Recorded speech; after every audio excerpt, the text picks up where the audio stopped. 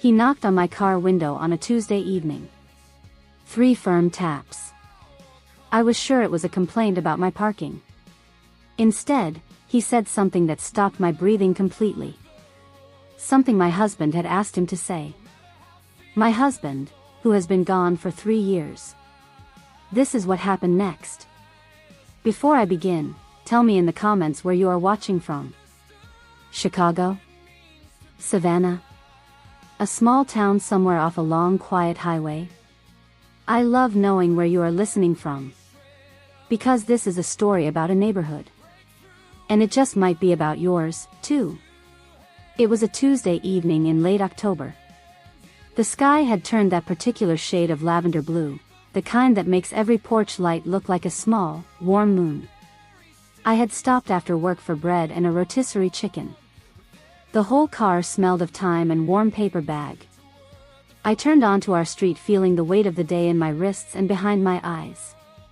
Now. My driveway. My driveway is the most stubborn piece of pavement in the county. It sits at a narrow angle, and there is a maple root that pushes the concrete up into a sly little hump right at the worst possible spot. Every single time I park, I have to straighten, pull up, back out, and try again. Like negotiating with a very patient mule. My wrists were tired. My patience was thin. I shifted into reverse, craned my neck over my shoulder, and began inching carefully toward the curb. That is when the knock came. 3 firm taps on the glass. Not angry. Not timid. Deliberate. The rotisserie bag crackled. My heart jumped like I had hit a pothole. I pressed the brake. My breath fogged a small cloud against the window. I turned. And saw him. It was Thomas. From across the street. He had moved in the previous winter and we had exchanged exactly nothing more than yard-wave pleasantries since. He wore a faded cap and a denim jacket worn soft at the elbows. The kind of face men get after years spent outdoors. Strong lines. A quiet map of sun and wind and time. He stood one polite step back from the window. Hands visible. Shoulders turned slightly so he wouldn't loom. I cracked the window 2 inches. Claire, he said. My name, like a memory he was carefully checking. Please don't take your foot off the brake. I frowned at him. Then at the console. Then at the slope of the driveway. I'm in reverse, I said, tapping the gearshift with a small guilty laugh. But thank you. He shook his head. Not disagreeing. Just, steady. I heard the hiss, he said. Vacuum leak, maybe. Listen when you press and release. He made a small motion with his palm. Like a conductor cueing a single note. I pressed the pedal. A thin whisper of air answered from somewhere near my left knee. A sound I had been tuning out for months. The way you tune out a refrigerator that hums a little too loud. Or a clock that runs a minute fast. My mouth went dry. I had been promising myself. Next paycheck. Next Saturday. Next time. There is always a next time, until there isn't. He watched my face change. Watched the private shape settle in that we all wear when a worry we have been hiding finally gets caught. Can I spot you? He asked quietly. Just finish backing in. Set your parking brake hard. We can talk in the driveway where it is safer. There was no command in it. No impatience. Only concern. The kind that knows it is asking for trust, and asks anyway. I nodded. He held up one open palm toward me and moved to stand behind the rear bumper. My shoulders relaxed into that old, familiar dance. The neighborly hand signals. The small nods. The quiet choreography of 2 people trying not to bump into anything valuable. He spread his fingers when I needed to stop. Curled them when I could move. Once I was safely in, he pointed to the parking brake with a single authoritative tap. Click. The car settled with something that felt almost like a relieved sigh. I cut the engine. The evening air slipped in through the open door. Cut grass. A trace of gasoline from a neighbor's mower. Someone grilling 3 houses down. I stepped out carefully on the spot where the maple root buckles the concrete. Thomas kept that same respectful distance, giving me room to gather my purse and the warm paper bag. I pressed the remote lock twice the way I always do. He tipped his head toward the hood. "May I?" he asked.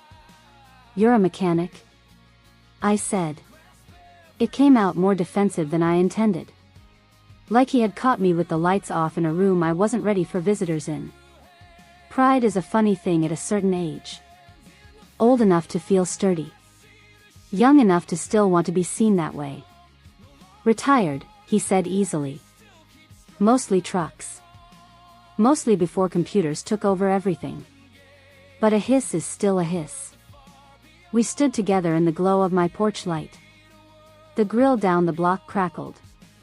A dog yipped somewhere behind a fence, deeply offended by a squirrel's existence. He didn't reach for the hood latch until I said yes. And even then, he didn't touch a single thing without pointing to it first. There is a kind of courtesy certain people carry quietly. Like a pocket knife. Useful. Never flashy. Always announced before it appears. He leaned over the engine and listened rather than poked. Just leaned in with his ear, and then stepped back. "Brake booster," he said finally. "She'll stop. But she'll make you work for it." "On a bad slope?" He tilted his head toward my driveway. "That is an argument you do not need to win every single day." A slow cold moved through me. I thought of every time I had nosed into traffic. Every grocery run. Every church parking lot. All the times my foot had been working far harder than it should have been. I was angry at the car. At myself. At the maple root. At the cost of everything always adding up to more than I planned. Before the heat behind my eyes could become something embarrassing. He spoke again. Softer. "Claire. I am not here to scold you." He said it plainly. Gently. "I came because I have been meaning to for months." And that sound tonight told me I was out of time. "For months?" I asked. I was cautious. Fingers curled around the warm paper bag.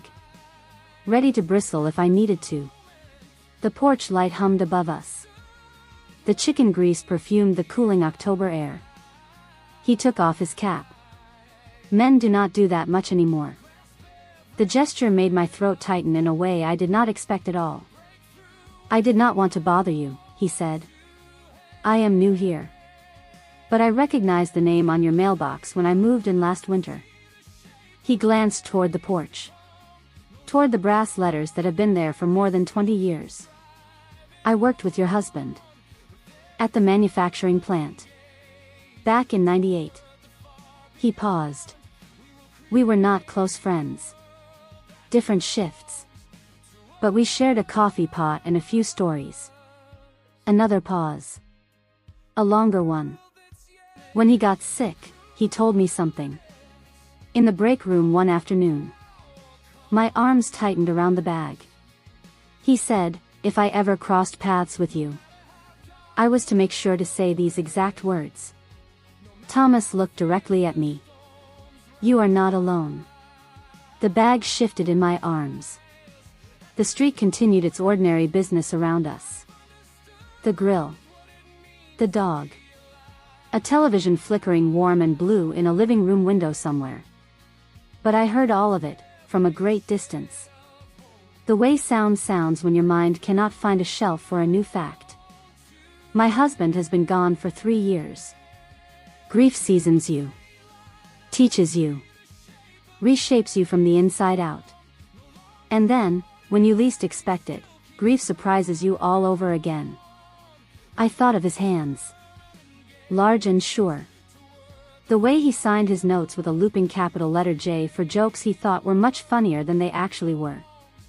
I thought of the plant. The clank and roar he used to come home smelling of on Friday evenings. I thought of Thomas standing perfectly still on my driveway, letting me take all the time I needed with this new, impossible, beautiful fact. You knew him, I said. It came out small. Not quite a question. More like a hand reaching out in the dark.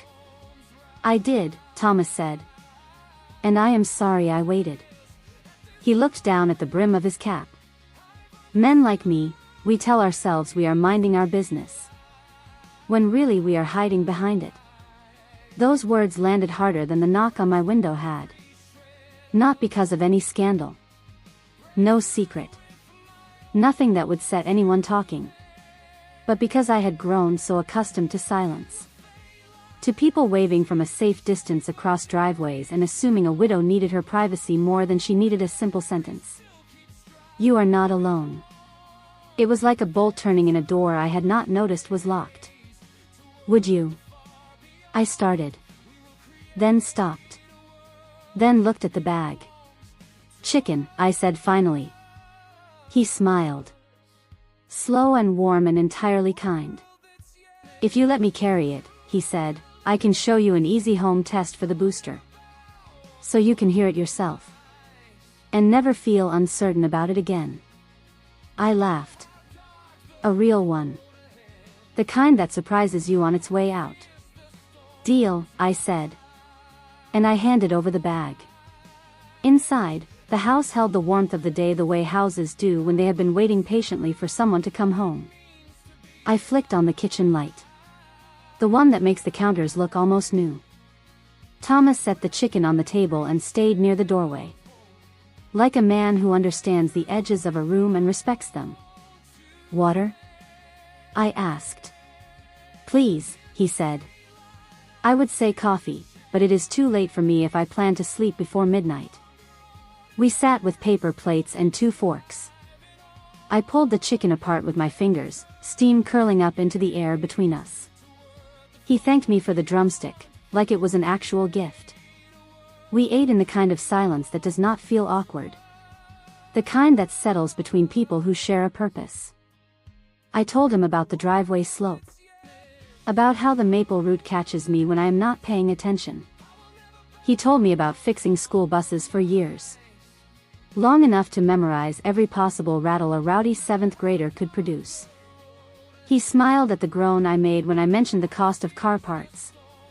Then he surprised me again. I can get the part at cost through a friend, he said.